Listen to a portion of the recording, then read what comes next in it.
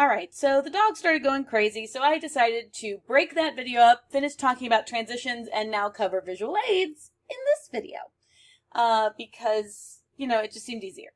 So there's a lot, like I said, a lot of people start with this blank slideshow that you see here on the screen as the beginning of their visual aid. And this is actually really good. The other alternative, which I have seen, which is not good, I actually had a student, like I said, do speech on smoking. And I am not making this up. This is literally what they did live on screen. So they were on screen, they were doing, they typed in the word smoking. This is right before their speech. Actually, I'm sorry, they did no smoking. They found this symbol. And they did, excuse me, hold on. Let's see, where's view image? Open image in a new tab. And then they just did like view image, which for some reason I'm not, there you go, like this. And this is what they had behind them during their speech, was just this big non-smoking sign.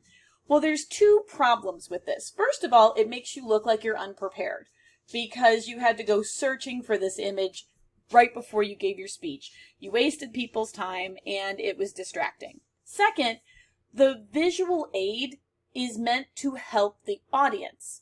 This doesn't do much, right? It's very, it doesn't help us with anything. So even, let's say you were going to use this image, the very, very least that you should do is to copy it and put it onto a slideshow. That's the absolute least that you should do, is copy this image and then insert it into your PowerPoint. And it doesn't take very long, right? It just doesn't, I don't know why it's not working right now. It's because I have the screen recorder up. That's why. So normally copying and paste it will work. And it takes 30 seconds, right? There's no reason not to do a visual aid. Now, if you wanted, and not to do something a little bit more professional, let's say that you want to go a little bit fancier than the themes that are on the right-hand side of the screen that I have cut off. One of my favorite websites is called Slide Carousel, or Slide Carnival, excuse me. And this one gives you all kinds of really great themes. And the cool thing about this is that it takes you to themes for Google Slides specifically, which is really nice. And then you can click Use Template. And it gives you a lot of really great ways. I need to move my box a little bit here so you can see it. It gives you a lot of really great ways to use the template. And not only, it talks about, big concepts. It also creates, you've got some charts and graphs that you can use. So this creates really nice presentations and, it's not super difficult. Another really great option that you can use is something called an infographic. And I like Information is Beautiful as one of my favorites. And again, I've got to move it so you can see it. So Information is Beautiful is actually a place where you can see really pretty,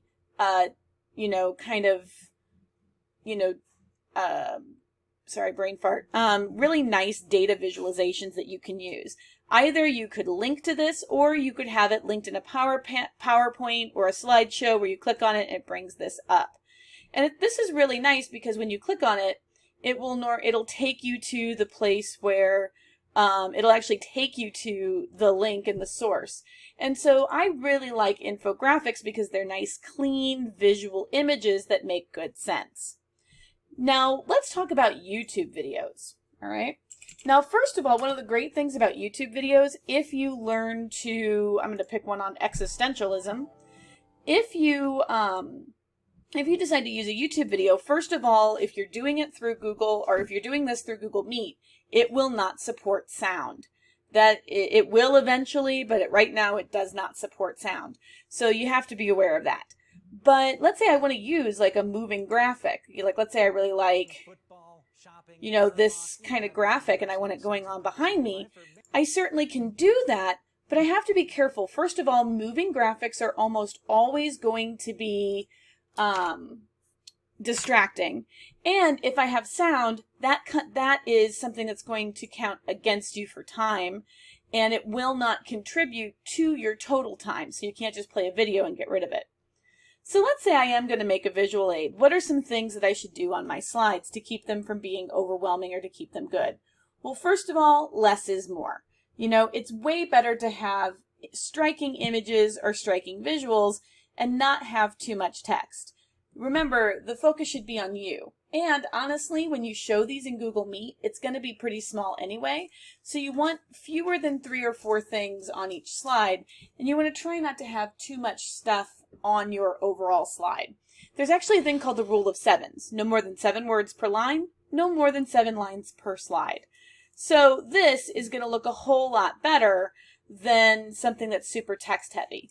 This is honestly a really good, this is actually a really good amount of information right here, and can actually be a nice little guide for how much you should have. It's one of the reasons I like Slide Carnival, because it kind of guides you. But here's the thing. Don't feel like you only have to use the traditional slideshow. You can use all kinds of things. If I'm talking about gaming, maybe I can bring up my little dice, right? I can use physical objects. I can demonstrate. I can create images. I can use other objects. There's all kinds of things. Remember, the goal of a visual aid is to help your audience understand. And I will say that most of the time, the thing that they're going to be the most confused by is information. So don't be afraid to use word pictures. For example, if I'm trying to illustrate 25%, I might say 1 in 4, you know? If I want to illustrate how large a number is, I might look up how many people are in Busch Stadium and say, you know, this could fill up Busch Stadium 3 times, or the city of Hillsborough twice, or something like that.